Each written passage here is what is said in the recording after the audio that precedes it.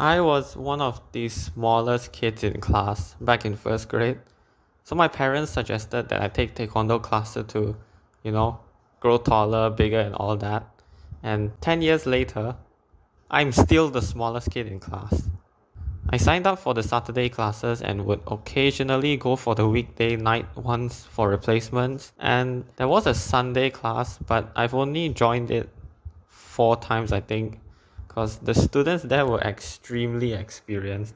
One time, this guy cornered me and beat me up so hard during a sparring match that I think I lost like 3 kilos that day. And all my teacher did was just stand there and smirk. By the way, if you're wondering why I'm calling him teacher instead of master like I'm supposed to, I thought that calling master was weird because I'm not this guy's slave. So anyway, for reference, we'll call him Mr. Tic-Tac-Toe because he used to love that game.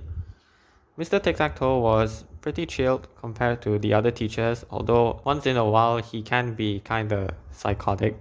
There was this exercise that he forced us to do last time, which I still remember till today. He would make us stretch our legs in the position of a side kick and remain there for about a minute. And he says it improves endurance, which I can't argue with that. But every time it looked like one of us was about to give up, he will walk to them, put his freaking phone on the edge of our feet, and warn us not to drop it. However, I wasn't really worried even if I dropped it, because I think it was an old Nokia. I've had tons of memories from the Taekwondo Center, but the ones I remember most were the sparring matches. Those were adrenaline pumping. I've gone up against a teenager who was a black belt at the time, and oh my god, she completely destroyed me, even though we were around the same height.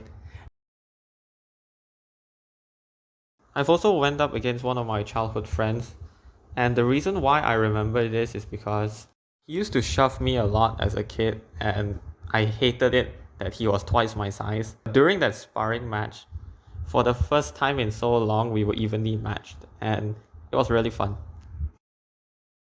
I got my final belt, which was half red and half black.